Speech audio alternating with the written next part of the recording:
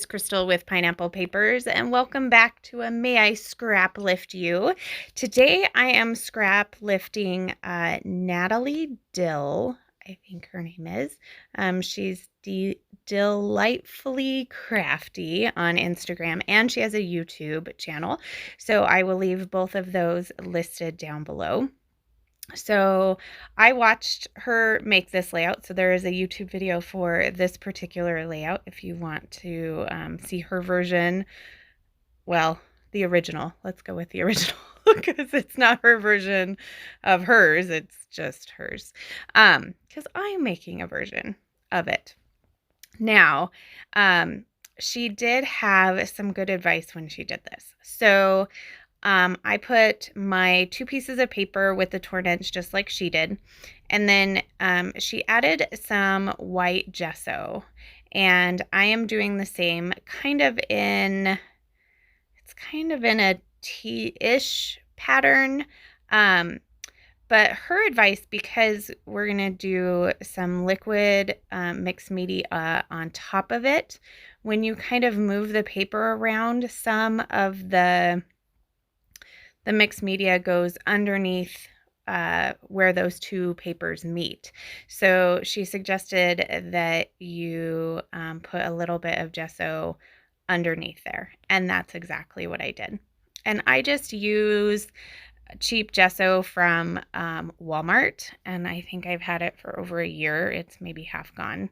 Probably because I don't do a lot of mixed media. But and then I did let that dry, and then I went and got my favorite shimmers that I get from Spiegel Mom Scraps, and it is called Meant to Be, and it's getting close to almost done.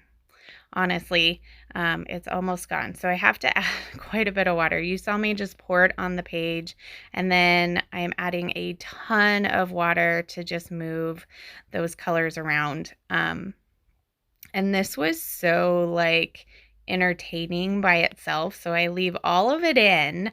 Yes, it's sped up, but I was like, oh, it almost reminds me of, do you guys remember those like sand pictures, and you'd flip it over and it would all fall down and make like a whole new like sand landscape type thing? But yeah, I could sit and watch those forever. And so I was feeling like, yeah, this is kind of like that. You just kind of tip it around and you watch it flow. And so I love that. I do think I needed to mix it up a little bit more. You can kind of see it's a little chunky, but I'm okay with that. I love the shimmer that it brings. So she used one photo. I am going to use one photo as well. This is a photo of my daughter after her dance convention, and we bought her like a little poster, and then all the professional dancers that taught the classes signed them for her and everything. So she was kind of showing that off with her little sweatshirt. It was called Titans. It was a really good dance convention. I would highly recommend it. It's only one day, and it's not super overcrowded or anything like that. I loved it. And she loved it too. So in the inspiration piece, you can see she's got all this like foliage, and I am going to do the same, but definitely in like brighter colors. So I am using Chamel's Never Grow Up collection. That's where the star paper is, and I saw that star paper and I loved it. I had to use it. The other piece I think is actually a piece from Amy Tan's new Picnic in the Park. But this is the floral set from Never Grow Up from Chamel. So I am just gonna like crazily put all kinds of florals on here. I'm gonna tuck them in. I'm gonna tuck them in the photo, and then I'm gonna tuck them in kind of that like gappy area where my torn paper is, and just give all kinds of of fun little floral elements. We were in like the heart of Phoenix. There was no florals there, but this picture there is, and I like it. Okay, so that floral that I just put down, it's like yellow with like these spiky leaves. That totally looks like a weed to me. Like, I don't know if it's intended to be a weed, but it looks like a weed to me. But I thought, it's okay. It's going to go underneath the photo. So the weed flower can go underneath there. I have had my share of my daughter bringing me flowers that were weeds. So I'm good with that.